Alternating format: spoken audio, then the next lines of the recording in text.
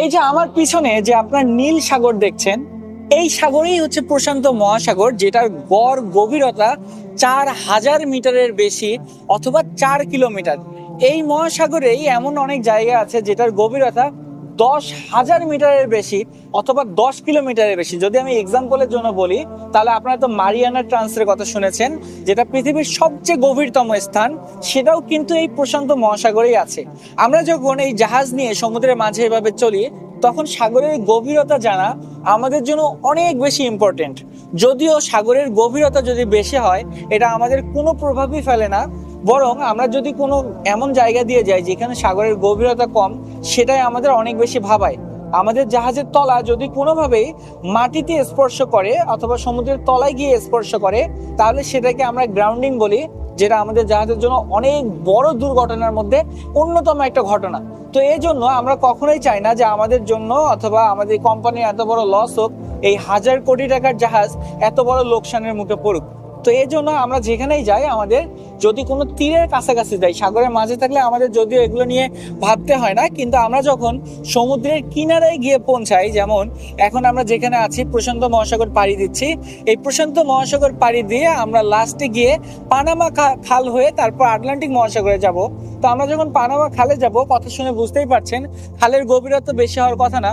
তো পানামা খালে যাওয়ার সময় আমরা এই গভীরতাটা ভালোভাবে খেয়াল করব, যেন আমাদের জাহাজ এমন একটা অংশের মধ্য দিয়ে না যায় যেটা গভীরতা অনেক কম আর আমাদের জাহাজের তলা গিয়ে সমুদ্রের তলায় এখানে লেগে যায়। তো এই জন্য আমরা আমাদের জাহাজের গভীরতাকে হিসাব করেই সবসময় চলি।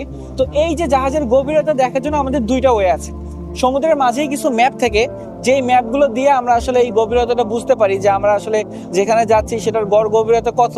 আর সেটা ছাড়াও যদি আমাদের পার্সোনাল ভাবে আলাদা করে যে কোনো জায়গায় যে কোনো সময় গভীরতা জানার দরকার হয়, তাহলে জাহাজে একটা মেশিন থেকে, যেটাকে আমরা ইকো সাউন্ডার বলি।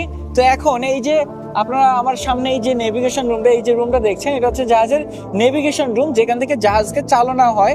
বা আপনারা অনেক সময় বলে থাকেন যে জাহাজের ড্রাইভারের রুম কোনটা। জাহাজে তো ভাই ড্রাইভার থাকে না, থাকে মেরিন অফিসার। তো এই মেরিন অফিসাররা যেখান থেকে জাহাজকে কন্ট্রোল করে, সেই রুমের ভিতরে আমাদের এই ইকো সাউন্ডারের কন্ট্রোল প্যানেলটা থাকে।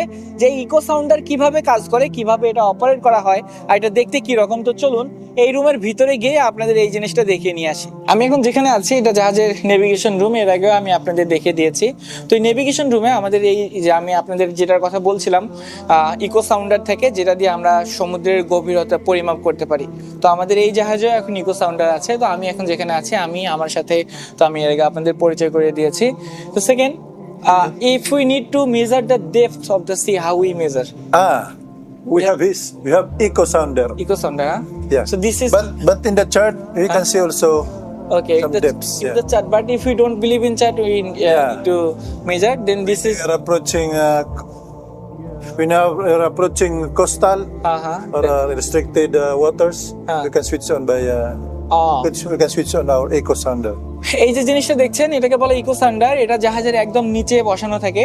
এখান থেকে শব্দ পাঠানো হয়, আর শব্দ সমুদ্রের তলায় ধাক্কা লেগে আবার কতক্ষণে রিটার্ন করে ফিরে আসছে সেটা পরিমাপ করে, সেই সময়কে পরিমাপ করেই আমরা এই ইকো সাউন্ডার দিয়ে বুঝতে পারি যে আসলে আমাদের জাহাজ এখান থেকে কত গভীরে আছে। আমরা এটাকে খুব গুরুত্ব সহকারে বিবেচনা করি যখন আমরা সমুদ্রের থেকে তীরে যাওয়ার চেষ্টা করি। তার কারণ তীরের মধ্যে যদি গভীরতা কম থাকে, যদি জাহাজের তলা গিয়ে কোনোভাবে বেসমেন্টে লাগে, তাহলে জাহাজকে সেখান থেকে উদ্ধার করে নিয়ে আসা খুবই টাফ। এটা আমাদের জাহাজের জন্য অনেক বড় একটা incident.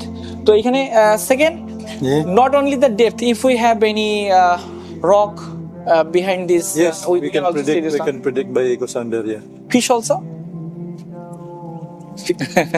Some eco sounder I've seen, I heard that fishing vessel, they have some special fish finder. I think that's fish finder. Yeah. Fish finder.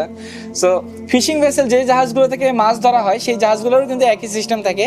তারাও এখানে শব্দ প্রেরণের মাধ্যমে বুঝতে পারে যে আসলে মাছ কোথায় আছে। যখন মাছের গায়ে শব্দের ধাক্কা লাগে, সেটা যখন রিটার্ন আসে, তখন তারা একটা বুঝতে পারে যে এখানে মাছের ঝাঁকগুলো এদিকে আছে। তখন তারা তাদের ফিশিং ভেসেল বা মাছ ধরার জাহাজকে সেদিকে নিয়ে যায়, নিয়ে গিয়ে সেটাকে কন্ট্রোল করা হয়। তো আশা করছি ব্যাপারটা বুঝতে পেরেছেন।